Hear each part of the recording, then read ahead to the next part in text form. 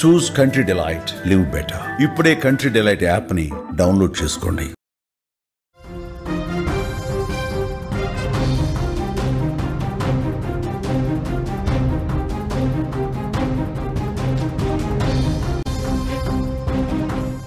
అన్యోన్యంగా ఉండాల్సిన భార్యాభర్తల మధ్య సంబంధాలు రోజు రోజుకి దిగజారిపోతున్నాయి. క్షణికావేశాలు పచ్చటి కాపురంలో చిచ్చులు రేపుతున్నాయి. అక్రమ సంబంధాలు, ఆర్థిక కారణాలతో భర్తలను భార్యలు చంపేస్తున్నారు. అలాంటిదే జోగులాంబ గద్వాల జిల్లాలో మరొకటి చోటు చేసుకుంది.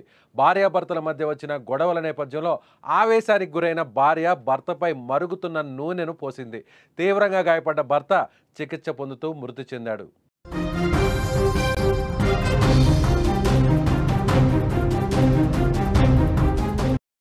జోగులాంబ గద్వాల జిల్లా మల్దకల్ మండలంలోని మల్లెందొడ్డి గ్రామానికి చెందిన వెంకటేష్, పద్మ భార్యాభర్తలు.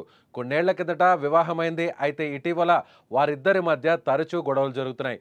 పెద్దల జోక్యంతో సద్దుమణుగుతున్నాయి. ఇదిలా ఉండగా ఈ నెల 11వ తేదీన వెంకటేష్, పద్మల మరొకసారి గొడవ పడ్డారు. ఒకరిపై ఒకరు అరుచుకున్నారు. ఒక దశలో వెంకటేష్ పద్మ మీద చేయి చేసుకున్నాడు. దీంతో ఆవేశానికి గురైన పద్మ భర్తపై కాలుతున్న వేడి నూనెను పోసేసింది. ఒక్కసారిగా వేడి నూనె మీద పోయడంతో వెంకటేష్ తీవ్రంగా గాయపడ్డాడు. వెంటనే స్పందించిన కుటుంబ సభ్యులు వెంకటేష్ను గద్వాల ప్రభుత్వ ఆసుపత్రికి తరలించారు. అక్కడ ప్రాథమిక చికిత్స అనంతరం మెరుగైన చికిత్స కోసం వైద్యుల సూచన మేరకు కర్నూలు ప్రభుత్వ హాస్పిటల్కు తరలించారు. అయితే అక్కడ చికిత్స పొందుతూ వెంకటేష్ మృతి చెందాడు. వెంకటేష్, పద్మ దంపతులకు 2 కుమార్తెలు, 1 కుమారుడు ఉన్నారు. కుటుంబ సభ్యుల ఫిర్యాదు మేరకు కేసు నమోదు చేసుకుని దర్యాప్తు చేపట్టినట్టు ఎస్ఐ నందికర్ తెలిపాడు. పద్మమ్మ అండ్ వెంకటేష్ అని వీళ్ళకి ఒక 8 years బ్యాక్ పెళ్ళైంది. వీళ్ళకి 3 పిల్లలు ఉన్నారు. 2 ఆడపిల్లలు, 1 మగపిల్లడు. వీళ్ళకి సంసారం విషయంలో ఒక 4 సంవత్సరాల నుండి చిన్న గొడవలు జరుగుతున్నాయి. 10వ తారీఖు కూడా ఇద్దరి మధ్య పొలం దగ్గరికి వెళ్ళే విషయంలో గొడవ కావడం జరిగింది. 11వ తారీఖు తెల్లారుజామున మార్నింగ్ 5 గంటలకి భార్య ఇప్పుడు నైట్ అతను కొట్టిండు అనే విషయాన్ని మనసులో పెట్టుకొని ఆ ఇంట్లో ఉన్న ఆయిల్ని వంట నూనెని బాగా వేడి చేసి భర్త కప్పుకున్న చెద్దరిని పక్కకు తీసేసి అకస్మాత్తుగా అతని మొహం మీద, బాడీ మీద మొత్తం ఆయిల్ పోయడం జరిగింది. ఇమీడియట్లీ అతను బయటకు పరిగెత్తి ఇట్లా ఆయిల్ పోసిందని చెప్పడం జరిగింది. అక్కడ లోకల్ వాళ్ళు అందరూ ప్రైవేట్ కార్ తీసుకొని గద్వాల హాస్పిటల్కి షిఫ్ట్ చేయడం జరిగింది. ట్రీట్మెంట్ అతనుకున్న గాయాల దృష్ట్యా ఇమీడియట్లీ మేము కర్నూలు ప్రభుత్వ ఆసుపత్రికి పంపించినాం. ఆ ట్రీట్మెంట్లో భాగంగా అతను చనిపోవడం జరిగింది.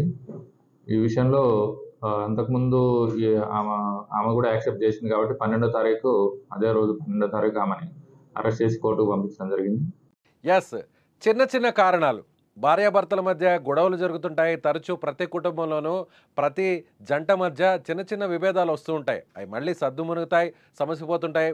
యథావిధిగా కోపురాలు ముందుకు సాగుతుంటాయి. అయితే ఇక్కడ ఈ విషయంలో వెంకటేష్, పద్మల విషయంలో చిన్న గొడవ కాస్త చిలికి గాలివానగా మారింది. ఒక్కసారిగా పద్మను వెంకటేష్ చేయి చేసుకున్నాడు. పద్మ మీద వెంకటేష్ కొట్టడంతో వెంటనే ఆవేశానికి గురైనటువంటి పద్మ ఒక్కసారిగా అక్కడ పొయ్యి మీద కాలుతున్నటువంటి వేడి వంట నూనె నేరుగా ఆ కోపంలో ఏం చేస్తున్నానో కూడా తెలియనటువంటి పరిస్థితుల్లో ఒక్కసారిగా భర్త తనను కొట్టాడు అనేటువంటి ఆ కోపంతో, ఆ బాధతో నేరుగా ఆ నూనెను భర్త మీదే, వెంకటేష్ ముఖం మీద, ఒంటి మీద పోయడంతో ఒక్కసారిగా తీవ్ర గాయాలు పాలయ్యాడు.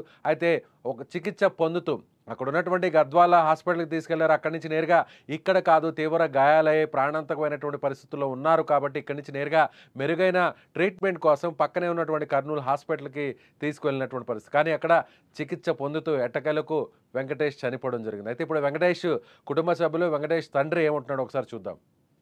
అయితే మా కొడుకే అదే విశాలంగా 2 భార్యాభర్తల నడమ రంకు పెట్టుకొని ఎంతగా వినకుండా పంచాయతీ చేస్తే కూడా పాప వినలే. ఇంతవరకు కూడా కోర్టుకి నడిచింది, ఒక 4 ఏళ్ళు నడిపింది. కోర్టు ద్వారా నడిస్తే కూడా పాప దారికి రాలేదు సార్. అదే ప్రకారంగా ఇప్పుడు ఉదయం 5 గంటలకల్లా లేపి పిల్లగాన్ని నూనె కాగబెట్టి తెల్లారుజామున 5 గంటలకల్లా పోసి దుప్పటి తెరిచి ఏదల మట్టం కాలి ఆ పిల్లగాన్ని చంపాలని కొంపారస్త కొడుకు విశేషాలంగా అంత పిల్లగాడు వాడే పోసుకున్నాడనే ఆలోచనతోనే అందరూ అనుకున్నాం. ఆ పరిష్కారం సారోళ్ళు వచ్చి చూస్తే కూడా ఇది కాదు, పిల్లగాడు పోసుకునలేదు. ఆ ప్రకారంగా ఆ పాప చల్లినది అని ఆ బాల్య మసిబట్ట తీసుకొని కూడా వాళ్ళు విచారించినారు. అదే ప్రకారంగానే ఇంకా డీటెయిల్ సారోళ్ళు సిఎస్ సార్ వచ్చి కూడా అదే మాటనే, కాదు ఇది సొంతం పోసుకునేది కాదు, ఆ పాప చల్లింది ఇది అని వాళ్ళకి చెప్పినాకనే కేసు అంతవరకు కూడా కేసు చేయనీయలేదు సార్. నన్ను పండుకొని పిల్లగానికి అది చలి అనేది ఎక్కువైపోయి సార్. ఎక్కువై ఇంకా చలిని ఏదో వచ్చి ఇంకా సూది చేసిరి. ఆ సూది ఆవేశంతో వాళ్ళు ఏమో సార్ని అలా డాక్టర్ అమ్మని పిలిపిస్తారు.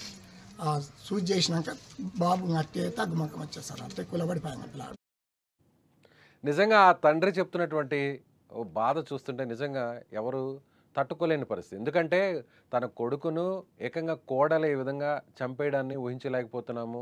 ఇద్దరు కుమార్తెలు, ఒక కుమారుడు ఉన్నారు. కుటుంబం అంతా సజావుగా సాగుతోంది, కాపురం అంతా కూడా అనుకున్నటువంటి దశలో ఇలా ఈ విధంగా ఎంత ఆవేశానికి గురైనా, ఎంత కోపానికి గురైనా కూడా ఒక భార్య భర్త మీద ఈ విధంగా అటాక్ చేయడం, ఎంత మాత్రం కొట్టినా కూడా సర్దుకుపోతారు. ఏదన్నా నిజంగా భర్త తప్పు చేసి ఉంటే బంధువుల ద్వారా వారించే ప్రయత్నం చేయాలి, బంధువుల ద్వారా నచ్చజెప్పి తిట్టించే ప్రయత్నం చేస్తారు. కానీ ఈ విధంగా ఇటీవల కాలంలో చూస్తున్నాం మనం, భార్యలు భర్తల్ని చంపుతున్నటువంటి ఉదంతాలు ఒక్కొక్కటి వెలుగు చూస్తున్నాయి. కొందరు ముక్కలు ముక్కలుగా నరికి ఒక డ్రమ్ములో పెట్టినటువంటి వారైతే, కొంతమంది ఎవరైతే వివాహేతర సంబంధాలు పెట్టుకొని భర్తను కాపు కాసి మరీ పథకం ప్రకారం చంపినటువంటి ఉదంతాలంతా కూడా మనం చూస్తున్నాం. అయితే ఇప్పుడు ఏకంగా కాగుతున్నటువంటి వంట నూనెను, కాగుతున్నటువంటి సలసల కాగుతున్నటువంటి నూనెను నేరుగా భర్త మీదే పోయడం, పోసిన తర్వాత కూడా ఎవరికి అనుమానం రాకుండా ఆ నూనెను అతనే పోసుకున్నాడు ఒంటి మీద, తన ప్రమేయం లేదు అంటూ కూడా నచ్చజెప్పే ప్రయత్నం, అంటే అక్కడ మభ్యపెట్టేటువంటి ప్రయత్నం అయితే చేసింది. కానీ అక్కడ ఉన్నటువంటి ఎవరైతే కుటుంబ సభ్యులు ఉన్నారో పోలీసులకు కంప్లైంట్ చేసిన తర్వాత అక్కడ కాలినటువంటి గాయాలను వీటన్నిటిని కూడా పరిశీలించిన తర్వాత వాస్తవాలను బయటకు తీశారు. అప్పుడు ఆమె నిజం ఒప్పుకునింది. ఎస్, నేనే ఈ విధంగా కోపంతో తన భర్త మీద దాడి చేశాను, ఈ విధంగా నూనెను పోసాను, కాగుతున్నటువంటి వేడి నూనె పోసాను, తనను కొడుతున్నాడు, చిత్రహింసలు పెడుతున్నాడు, అది తట్టుకోలేక ఇలా చేశానని చెప్తున్నాడు. నిజంగా ఒకవేళ భర్త కొడితే లేదంటే ఇబ్బంది పెడితే, చిత్రహింసలు పెడితే వాటిని వేరే మార్గాలు ఉన్నాయి. నేరుగా ఉమెన్ పోలీస్ స్టేషన్కి వెళ్ళొచ్చు, కౌన్సిలింగ్ ఇప్పించవచ్చు, బంధువుల ద్వారా అతన్ని వారించవచ్చు, అతని మీద ఏదన్నా కాస్త ఇబ్బంది పెట్టే ప్రయత్నం వేరే రకంగా చేయొచ్చు, అతని మీద ఒత్తిడి తీసుకురావచ్చు. కానీ ఈ విధంగా ఏకంగా ప్రాణాలు తీయడమే. ఇప్పుడు ఈమె చేసినటువంటి, పద్మ చేసినటువంటి పనికి ఇప్పుడు భర్త వెంకటేష్ చనిపోయాడు కాలినటువంటి గాయాలతో. మొత్తం ఒంటి మీదంతా కూడా కాలినటువంటి తీవ్ర గాయాలు, ముఖం మీద, ఒంటి మీద మొత్తం పూర్తిగా కాలిపోయినటువంటి పరిస్థితి. అంటే మామూలుగా వేడి నీళ్ళు పడితేనే అందరం కూడా ఎవరైనా కూడా ఒక్కసారిగా తట్టుకోలేరు ఆ నొప్పికి. అలాంటిది పొయ్యి మీద సలసల కాగుతున్నటువంటి వేడి నూనె పోస్తే అతని పరిస్థితి ఏంటో ఒకసారిగా ఆలోచించవచ్చు. బట్ కొన్ని రోజుల పాటు ట్రీట్మెంట్ తీసుకుంటూ ఆ తర్వాత హాస్పిటల్లో చనిపోయినటువంటి పరిస్థితి. పోలీసులు అయితే కేసు నమోదు చేశారు. కేసు నమోదు చేసి వాస్తవంగా దర్యాప్తులో ఉన్నటువంటి ఆధారాలను బట్టి మొత్తం వ్యవహారాన్ని బయటికి లాగారు. అప్పుడు ఎవరైతే భార్య పద్మ ఉన్నారో, ఎస్ నేనే ఈ పని చేశానని ఒప్పుకున్నారు. వెంటనే అరెస్ట్ చేసి కోర్టులో సబ్మిట్ చేశారు. చూస్తున్నాం ఇటీవల జరుగుతున్నటువంటి ఉదంతాలు. ఒకప్పుడు భార్యాభర్తల మధ్య అన్యోన్యత కనిపించేది. సో వీరిద్దరి మధ్య ఒక దాంపత్య జీవితం ప్రశాంతంగా సాగిపోతున్నటువంటి ఎన్నో కోట్ల కుటుంబాలను మనం చూస్తూ వస్తున్నాం. కానీ ఇప్పుడు జరుగుతున్నటువంటి ఈ ఉదంతాలన్నీ కూడా అందరినీ కూడా భయపెట్టేటువంటి పరిస్థితి చాలా స్పష్టంగా కనిపిస్తుంది. ఒక మహిళ తన భర్తనే చంపడం, ఇద్దరు ఆడపిల్లలు, ఒక అబ్బాయి కుమారుడు ఉన్నాడు. కానీ ఇప్పుడు వీళ్ళ పరిస్థితి ఏంటి? తండ్రి చనిపోయాడు, ఇప్పుడు తల్లి కటకటాల పాలైంది. సో ఇప్పుడు ఈ ముగ్గురు పరిస్థితి ఏంటి? ఆవేశంలో ఒకవేళ అతను తప్పు చేసి ఉండొచ్చు, అలాగే ఈమె కూడా దానికి మించి ఇలాంటి శిక్ష వేయడం, ఇలా తను హత్య చేయడం, ఏకంగా ఒక హంతకురాలుగా మారడం, నూనె పోసి చంపడం, దీన్ని ఎవరు కూడా తట్టుకోలేనటువంటి పరిస్థితి. ఇటీవల జరుగుతున్నటువంటి ఈ హత్యోదంతాలు మొత్తం సమాజాన్నే కలవరపెడుతున్నాయి. మొత్తం ఇలాంటి ఇన్సిడెంట్స్ ఒక రకంగా పెళ్లి చేసుకోవాలంటేనే భయపడేటువంటి పరిస్థితి కల్పిస్తుంది. సో మీరేమనుకుంటున్నారు? పద్మ తన భర్త వెంకటేష్ని ఈ విధంగా ఒంటి మీద సలసల కాగుతున్నటువంటి నూనెను పోసి చంపడాన్ని మీరేమనుకుంటున్నారో మీ అభిప్రాయాన్ని కామెంట్ రూపంలో తెలియచేయండి.